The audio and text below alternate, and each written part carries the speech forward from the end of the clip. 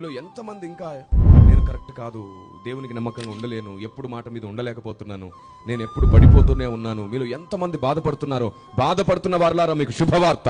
అసలు ఆ బాధపడే లక్షణం మీలో ఉండడమే దేవునికి నచ్చింది. అయ్యో నేను ఇందులో ఉండడం నాకు ఇష్టం లేదు అని నీలో నువ్వు కుమిలిపోతున్నావే, అది దేవునికి నచ్చింది. బురదలో ఉండి సంతోషించేది పంది, బురదలో ఉన్నాను త్వరగా బయటికి రావాలని ఆతృత పడేది గొర్రె. నీలోని గొర్రె స్వభావం ఆయన నచ్చింది. నేను దేవునికి దగ్గరగా ఉండలేకపోతున్నానన్నయ్యా అని ఏడ్చిన సందర్భాలు దేవుడు చూశాడు. నేను ఏది చేయకూడదు అనుకుంటున్నాను అదే పదే పదే పదే చేస్తున్నాను. అయ్యో నాకు విడుదల కావాలి అని విడుదల పొందలేకపోతున్నానని నలిగిపోయో చూసావు. దేవునికి నచ్చింది. నిన్ను విడిపించడానికి, నిన్ను శుద్ధి చెయ్యడానికి, నిన్ను తిరిగి కట్టడానికి ఆయన ఏర్పాట్లు ప్రారంభించాడు. నువ్వు చేయాల్సిందల్లా ఒక్కటే, మానకుండా సహవాసంలో కొనసాగు. మానకుండా సహవాసంలో ఉండు. ఎప్పుడు ప్రార్థనలు జరిగితే అప్పుడు ప్రార్థనలో ఉండు. మానకుండా నీ ఇంట్లో కూడా ప్రార్థనా గదిలో సమయం గడుపు. మానకుండా దేవుని గ్రంథాన్ని చదువు.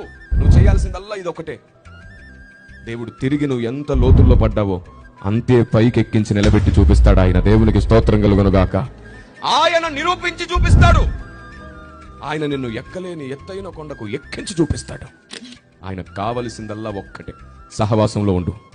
ఆయనకు నమ్మకం ఉంది, ఇప్పటికీ నిన్ను ఆయన అనుకున్నట్లు తయారు చేసుకోగలడు ఆయన నిన్ను. Praise the lord.